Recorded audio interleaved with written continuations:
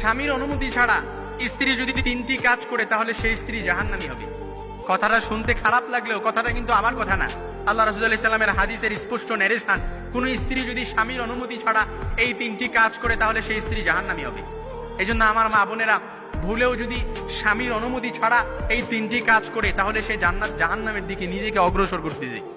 এই জন্য আমার মা বোনরা সবাই জান্নাতে যেতে চায়। এই জন্য আজকেই পৌঁছায় দিবেন আমার মা বোনদের কাছে, এই খবরটা পৌঁছায় দিবেন।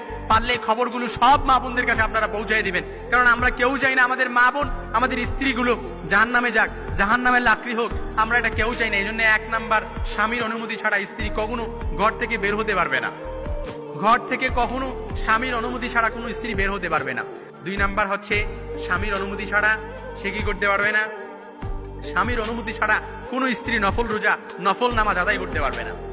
কারণ স্ত্রীর সাথে সময় কাটালে, একজন স্বামী যদি স্ত্রীর সাথে সময় কাটায়, কিংবা একজন স্ত্রী যদি একজন স্বামীর সাথে সময় কাটায়, তাহলে আল্লাহ তাআলা ওই সময়টার মধ্যেও সাদাকার সওয়াব দিয়ে পরিপূর্ণ করে দেয়।